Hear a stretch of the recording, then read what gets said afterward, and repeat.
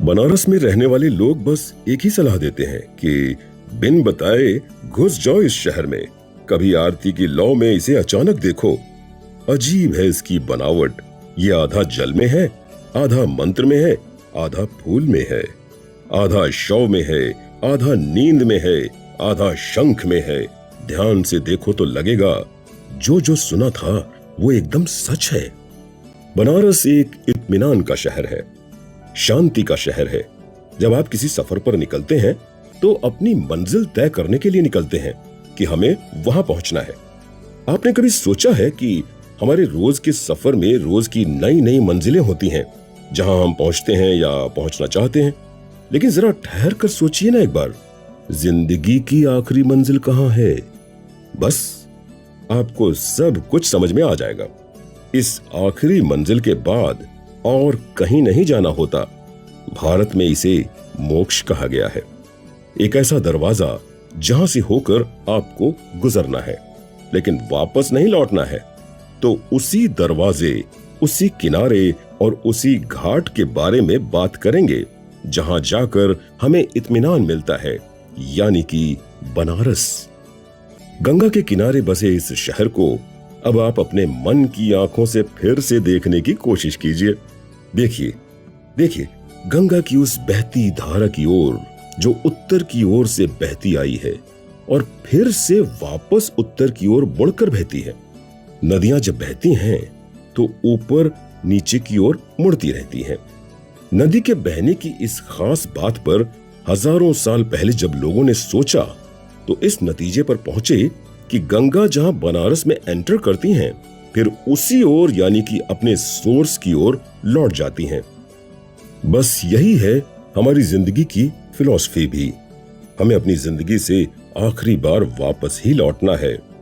Death और birth यानी जीवन और मृत्यु, यही हमारी लाइफ साइकिल है। बनारस भी इसी सोच पर चलता है, तभी तो इसे भगवान से जुड़ी नगरी कहा जाता है। अब इस शहर को काशी नाम से पुकारें या बनारस के नाम से, लेकिन सच तो यही है कि यहाँ के घाटों में मोक्ष भी है और सुकून भी। इसीलिए तो हर इंसान अपने मन में बस यही सोचता है कि आखिरी सांस काश काशी के घाटों में लेने को मिल जाए ताकि फिर से मोक्ष की तलाश न करनी पड़े। असल में काशी मोक्ष की ही तो नगरी है। काशी को तीर्थ भी कहा जाता है क्योंकि ये शहर आपको अपनी आत्मा से, अपने मन से मिलाता है, उससे पहचान कराता है। गंगा की लहरों में बहता सुकून जीवन को देखने का नजरिया बदल देता है। काशी पहुंचकर हर किसी को बस एक ही एहसास होता है कि लाइफ में कुछ भी कर लिया जाए, कितने भी बड़े ही बन जाओ, पैसा कमा लो, बुरे हो, अच्छे हो, जैसे भी हो, अगर काशी में हो तो मोक्ष है और वही है लाइफ का असली सच। इत्मीनान के इस शहर में लोग अपनी जिंदगी के आखिरी समय का बड़ी शांति से इंतजार करते हैं। यहाँ मोक्ष के लिए आया करते हैं। इसलिए इस शहर में जहां तहां श्मशान बने हुए हैं। काशी में जहां सती माता के स्टोन लगे हैं वहां श्मशान है। श्मशान के लिए सबसे अच्छी जगह बीच शहर की आबादी वाली जगह के बजाय नदी का किनारा होता है। इसलिए गंगा के पवित्र घाटों पर श्मशान बने हुए हैं। बनारस को महाश्मशान माना गया है।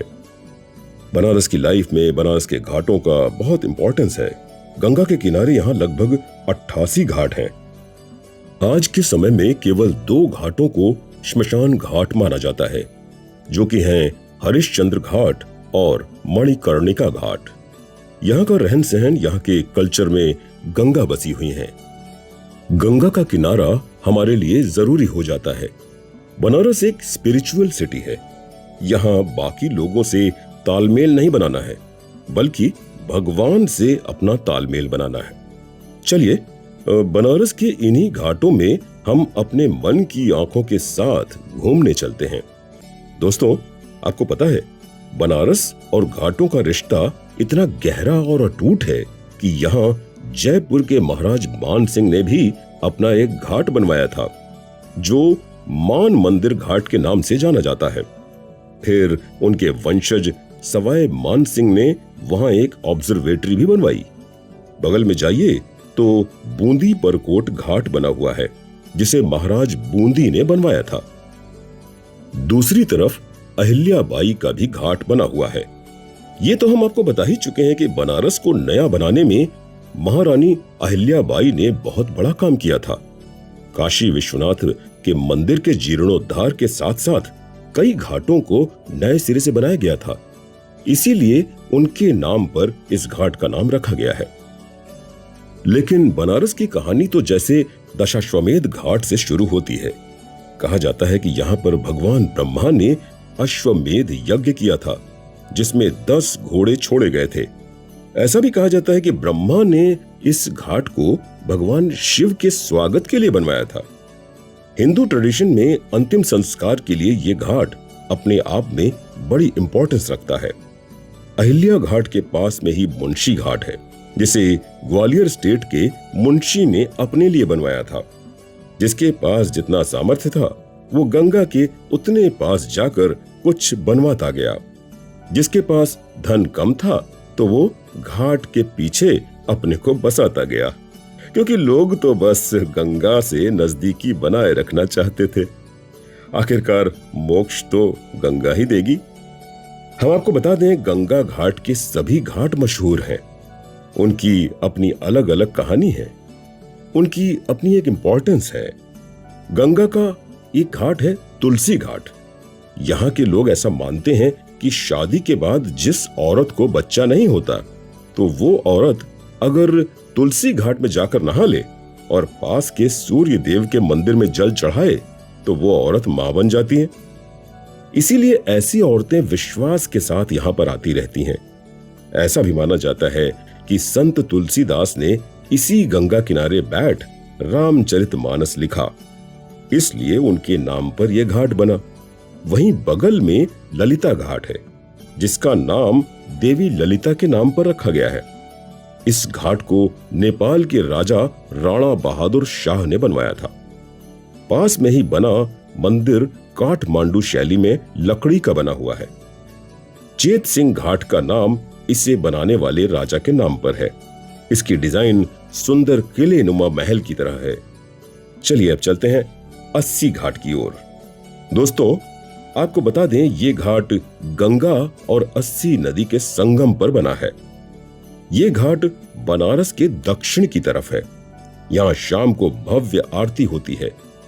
शाम को जब दिए जलते हैं, मंत्रों का उच्चारण होता है और शंख बजते हैं तो यहां से हटने का मन नहीं करता।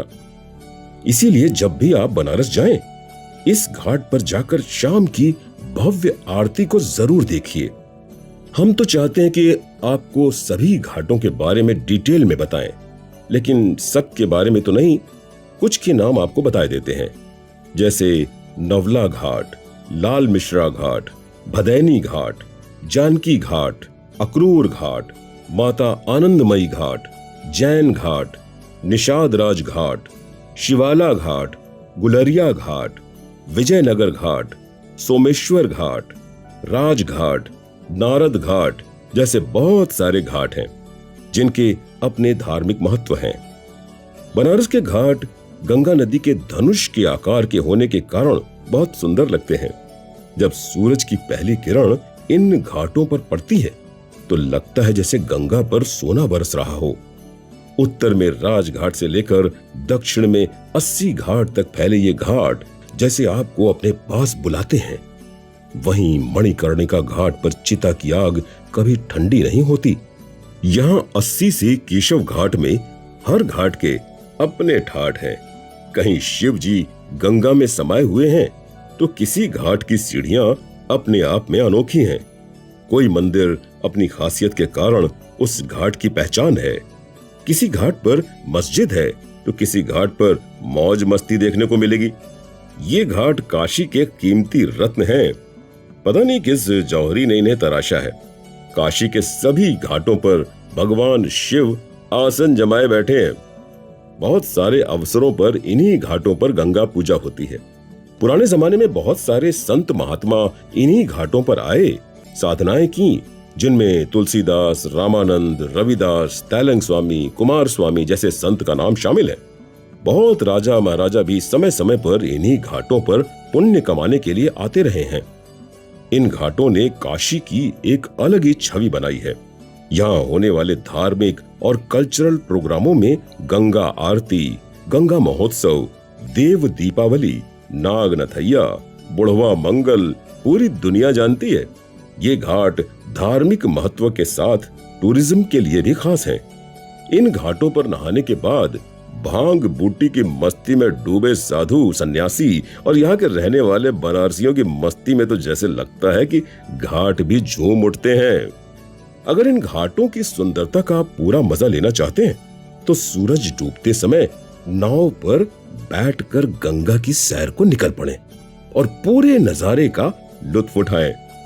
ऐसे में तमाम शोर शराबा पीछे छूट जाता है और एक शांत माहौल आपके मन को हल्का बना देता है। यहाँ की स्पिरिचुअल फीलिंग गजब की है। जब आप अपने घर लौट जाएंगे तो आपको लगेगा जैसे ये घाट आपको बार बार वापस बुलाने के लिए पुकार रहे हैं। बने रहिए मेरे